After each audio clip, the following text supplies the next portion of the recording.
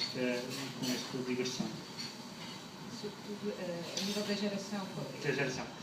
Mas a questão da maneira como nasceu este livro. Portanto, tinham saído esses 2 volumes chamados Alegaria do Mundo,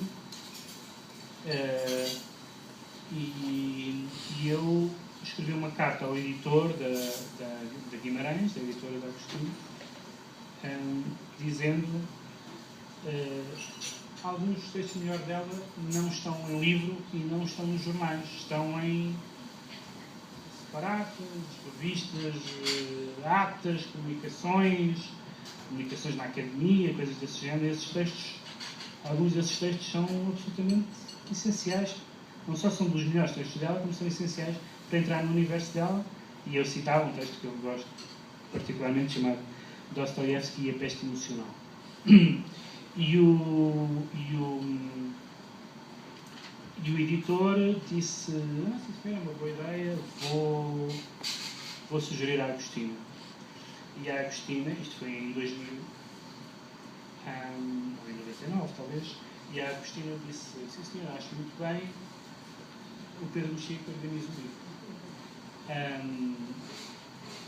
Sendo que, como imaginam, eu há 13 anos ainda era mais inexistente, pelo menos em comparação com a Agostina, do que sou hoje. Não era ninguém, e não evolui muito, mas enfim, em 2000 era uma total inexistência.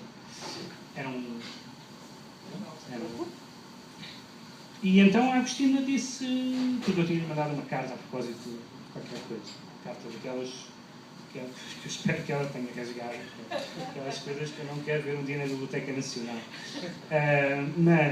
E a Agostina disse-me isso, e disse isso ao editor, e depois disse-me isso, e eu então organizei este livro, que tem 7 partes, na verdade 6 e um texto final, e onde estão, acho eu, pelo menos com os textos que eu tinha disponíveis, porque não foi fácil, porque havia um mar de colaboração dispersa por várias publicações, e um ou outro destes textos estavam inéditos. Este livro não teria sido feito sem o trabalho arquivístico ou conjugal do marido da Agostina, que foi sempre, ainda sempre foi muito importante para o trabalho poético, para o trabalho literário da Agostina, e ele fez-nos chegar alguns destes textos que tinham por sempre sido conferências pronunciadas a alguns, mas que nunca tinham sido publicados em lado nenhum, e este livro foi publicado. E este livro tem duas ou três elementos que eu acho absolutamente centrais. Provavelmente as pessoas sentirão a falta do caminho para buscar o paralelo à bocado. Isto é, sentiram falta do arco romanesco, sentiram falta dos personagens fortes, sentiram falta das paixões violentas ou macabras, em alguns casos. Mas tirando isso, tudo o resto está aqui. Estão, por exemplo, esse texto do Dostoiévski e pelo menos mais um outro texto que está aqui, que tem a ver com essa. Havia um escritor americano, que não tem absolutamente nada a ver com a Agostina, chamado William Burroughs, que dizia que a linguagem é um vírus, e essa ideia da literatura como um vírus, como uma doença contagiosa, aliás, vagamente perigosa, está aqui neste livro neste texto sobre Dostoiévski. Há textos que são textos de homenagem, por exemplo, de um escritor, aliás, hoje em dia um pouco esquecido, mas que para a Agostina foi bastante importante, até como exemplo de camaradagem ao entrar, como se dizia, que era o Ferreira de Castro. Tem este texto que é, e que eu não vou parafrasear, nem vou explicar o que é preciso lê-lo, que é um dos textos mais corajosos que eu já li até hoje, por parte de um escritor, que é a comunicação num congresso de escritores portugueses, no primeiro congresso de escritores portugueses, e que foi pronunciado em 7 de abril de 1975. Um ambiente razoavelmente hostil, que ela não faz nada por minorar na sua comunicação. Aliás, há uma crónica que se põe que está na Alegria do Mundo e que pode ser interpretada muito basicamente como uma provocação política, mas que eu acho que é mais um bocadinho mais do que isso. Uma crónica escrita, não sei precisar, mas suponhamos a 28 de abril de 1974 ou 29 de abril de 1974, em que a Cristina diz: agora que a excitação pela Revolução já passou, 4 dias depois, isso é muito interessante. Outro livro fantástico é um livro sobre... são os livros que ela publicou, a sequência de livros que ela publicou justamente sobre a Revolução, nomeadamente a Crónica do Cruzado Loja, que é um livro que nós sentimos que cada capítulo foi quase escrito depois de ler os jornais ou de ver um noticiário, porque os acontecimentos da Revolução estão ali, e é um livro que se vai ligar de uma forma muito forte, acho eu, a um livro que é um livro, há bocado falei da geração, o livro mais violento que se escreveu sobre a minha geração, minha e um pouco anterior à minha, que é um livro chamado A Ronda da Noite, que foi, como se sabe, o último romance que a Agostina publicou. Não é provável que escreva ou que tenha escrito outro, talvez há certamente alguns inéditos. E A Ronda da Noite é um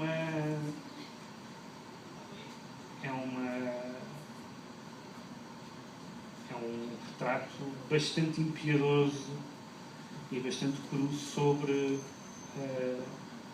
essas maravilhosas gerações democráticas que vinham aí e iam pôr isto de direito.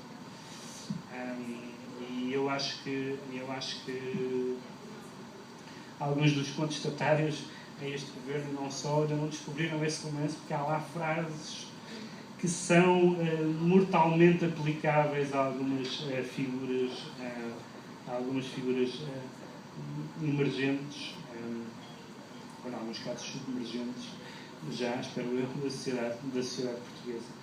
Outra coisa importante, e que também está nestes ensaios e que está nos romances, é que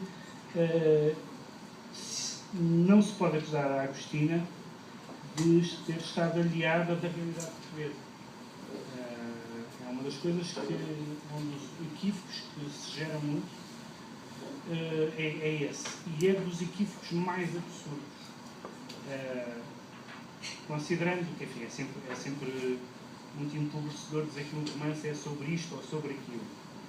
Mas, admitindo essa facilidade de dizer que um romance é sobre isto ou sobre aquilo, a Agostina tem romances sobre a Revolução, tem um romance sobre o Sá Carneiro, tem um romance sobre o Salazar, até tem um romance sobre o meia-culpa, sobre a história da Casa da Alterna e não sei o quê. Até sobre isso ela escreveu.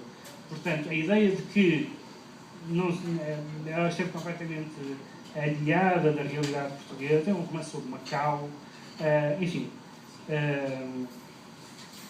tem romances e biografias sobre figuras históricas, sobre o Marquês de Pombal, tem um romance sobre o Miguel da Costa, que é um judeu português, que foi bastante importante naquela altura em que nós cometemos aquele erro catastrófico, civilizacionalmente catastrófico, de expulsar os judeus e de